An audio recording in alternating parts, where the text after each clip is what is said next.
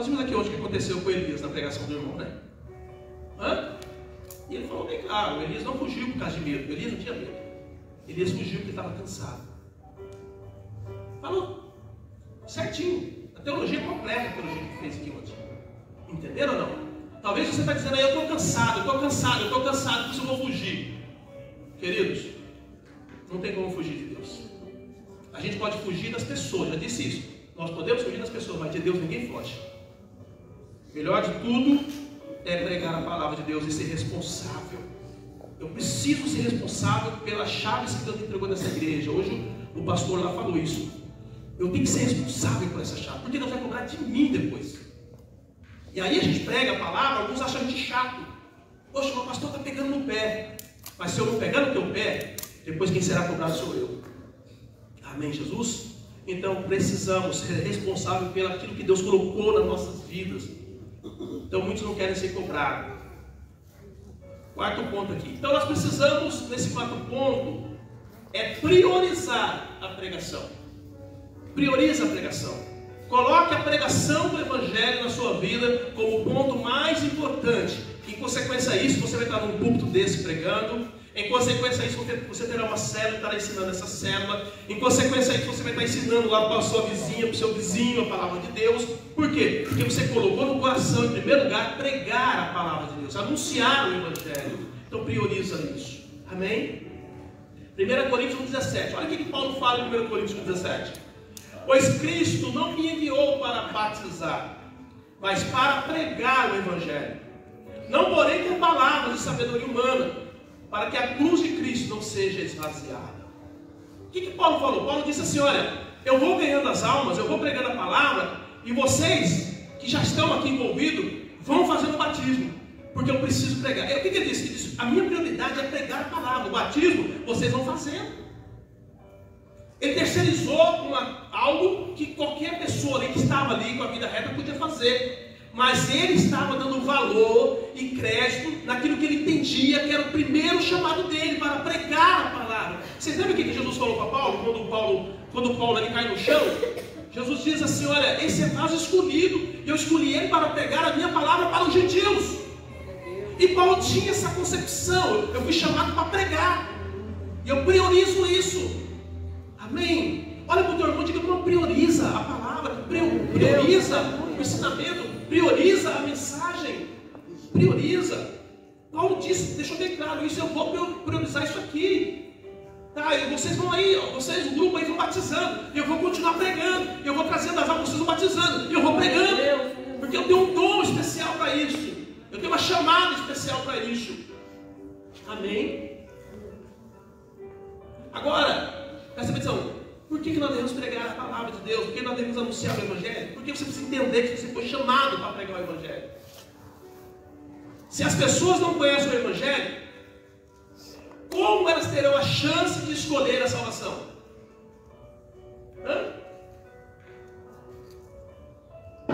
Talvez você esteja aqui hoje, conhecendo Jesus, conhecendo a palavra, e escolhe não ser salvo. Não tem problema. Se você vai continuar buscando a Deus, se você não vai continuar, não tem problema. Por quê? Porque você já conhece o Evangelho. Decisão tua agora. Mas e aquelas pessoas que não conhecem o Evangelho? Como é que elas vão decidir? Como é que elas vão escolher? Olha o que diz Romanos 10, 14, 17. Como, pois, invocarão aquele em quem não creram? E como crerão naquele de quem nem ouviram falar? E como ouvirão se não houver quem pregue? E como pregarão se não forem enviados? Como está escrito, como são belos os pés dos que anunciam as boas novas. No entanto, nem todos os israelitas aceitaram as boas novas, mas foi pregado para eles. Pois Isaías diz, Senhor, quem creu em nossa mensagem, na nossa pregação? Consequentemente, a fé vem por se ouvir a mensagem, e a mensagem é ouvida mediante a palavra de Cristo. Em outra tradução diz, a fé vem por ouvir, e ouvir da palavra de Deus. Então, Paulo está dizendo aqui, se você não for lá pregar, como é que as pessoas vão crer? Como é que elas vão crer se não tem quem pregue? Nós rotulamos as pessoas simplesmente assim: ah, aquilo ali não tem jeito, aquilo ali é traficante, aquilo ali é ladrão, aquilo ali é prostituto, aquilo ali é homossexual, aquilo ali é isso, aquilo ali é aquilo. Eu nem vou lá pregar porque não vai aceitar a palavra. Nós rotulamos as pessoas para simplesmente dizer: eu não vou pregar a palavra. Nós estamos fazendo muitas vezes igual Jonas. Nós estamos correndo a missão. A missão é levar o evangelho. Jonas não foi para salvar Nínive. Jonas foi para pregar o evangelho, para dizer: olha, Deus vai acabar com tudo, pronto. Essa era a palavra do evangelho da época. Então nós precisamos entender nesta noite, querido, que se nós não falarmos do evangelho para aquelas pessoas, elas não terão como escolher. E se você tem hoje o direito de escolher, e se você está escolhendo errado, aí, querido, o problema já é seu. Mas pelo menos você teve a opção de escolha. E aquela pessoa que está morrendo sem Jesus? E aquela pessoa que está morrendo sem ouvir a palavra? Então é muito importante nessa noite você colocar no teu coração e dizer: eu preciso pregar a palavra. Não há situação pior que a pessoa esteja, que o evangelho, o poder de Deus, não possa mudar se ela der lugar. Se tem uma coisa poderosa na terra, isso se chama evangelho. Eu falei para vocês sobre o reino da semente. O reino da semente é muito poderoso. Agora, pega o reino da semente e entenda que a primeira semente do mundo se chama evangelho, se chama palavra de Deus. Então, se as sementes que nós temos aqui hoje, das frutas, legumes, verduras, enfim, são todas poderosas, imagine a primeira semente que gerou tudo isso, que é o evangelho. Então, precisamos pregar a palavra de Deus. Para de rotular as pessoas. Para de olhar para as pessoas e dizer: se ela não tem jeito, ele não tem jeito. Vamos mudar a nossa linguagem. Vamos mudar. Vocês entenderam? Eu já falei aqui uma certa feita, e vou falar de novo, frisar, e vou falar quantas vezes for necessário nos ensinamentos que a gente tiver, porque isso aqui foi uma revelação que Deus me deu. A Bíblia fala sobre o semeador. E o semeador, ele semeou a semente em 4 tipos de solos: beira do caminho, pedregais, espinhoso e terra boa. Todos nós gostamos de semear a boa semente na terra boa. Tem tudo a ver boa semente com terra boa. Vai dar certo. Mas nenhum de nós queremos semear à beira do caminho, nenhum de nós queremos semear a semente nos espinhos ou nas pedras. Nenhum de nós. Por quê? Porque a gente já sabe que não vai dar certo.